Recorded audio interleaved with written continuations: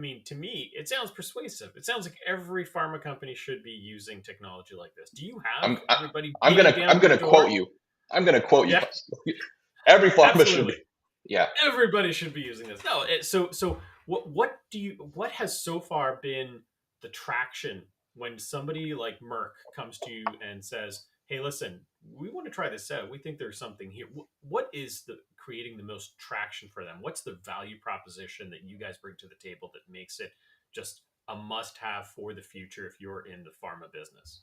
Well, so you have to believe, right? So I think it's an understatement to say that AI has a lot of hype right now. I mean, it's just everywhere.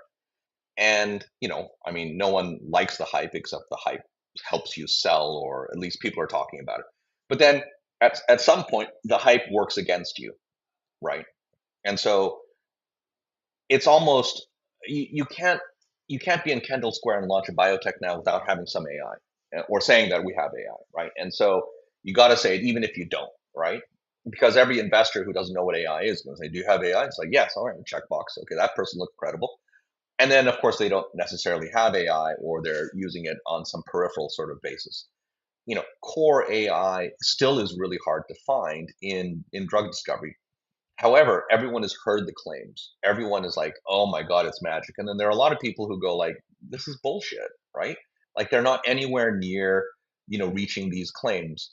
And a lot of these claims are actually not made by AI for drug discovery companies. We're horrified when people go like, so and so said this, like, "Oh God, like no, we would never say that." Like, but a lot of times you see a press release and some CEO of an AI for drug discovery company will have said something, and that becomes a headline. "We're going to cure all disease in 5 years." Like, whoa, what? Like, who would say that? And then sometimes it's like people like Sergey Brin, or the CEOs of Microsoft's like, "We're using AI, we're going to cure cancer," because that's the canonical use case. Whenever someone is asked, like, "Oh, aside from you know work slop and memes and deep fakes, what is the value of generative AI?"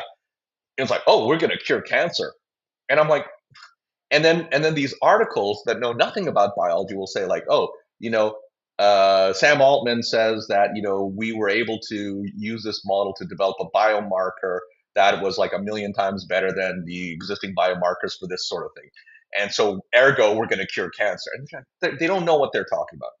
So a lot of the hype is created by the media who don't understand and are trying to get clicks, right? So it's not even us because like, why on earth would you say anything like that? That's just stupid. Um, at the same time, because of that, you see headwinds where you're like, "Oh, great, you guys, another AI. Tell me why you're different."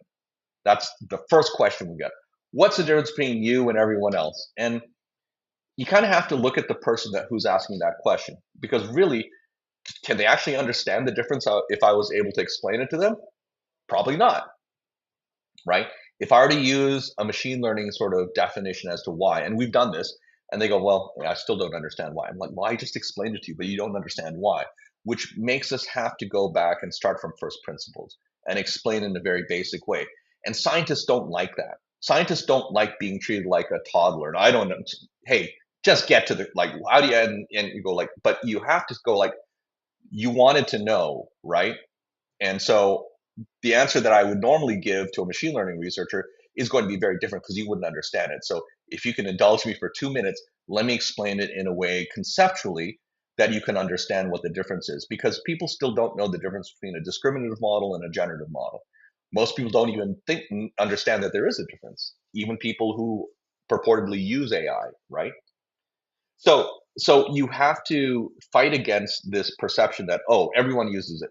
The other then pernicious part of it is people have used it, and they've used it from a vendor, or they've hired people. "Oh yeah, we had this like super smart kid. He was doing his masters, and he was this AI guru, and he came in and he built this thing, and it was like, yeah, it was okay." And you're like, "Wow." It's like, "Oh, we're a biotech, and I got this like master student to come in and develop a drug for me, and it didn't work. Surprise, right?" So that's the thing, is they don't they people in the experimental sciences, and it's not just an AI. It's like any comp chem or bioinformatician, and they're often the redheaded stepchild of any sort of discovery organization, because, "Oh yeah, yeah, okay, all right, you computer guys, you run your models. Let's see.